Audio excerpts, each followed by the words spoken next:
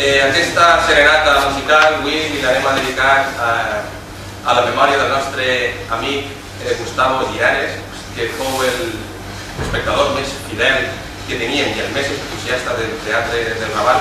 Cada vegada que venia, i eren moltes, es comprava un CD de la Casa Calva, era de poc, comprava.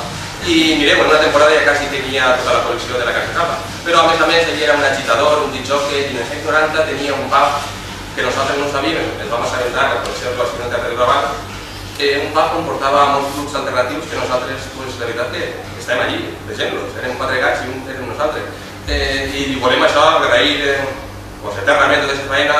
El nostre amic va faltar aquesta setmana i a ell va aquesta serenata que clou la campanya de teatre del Raval.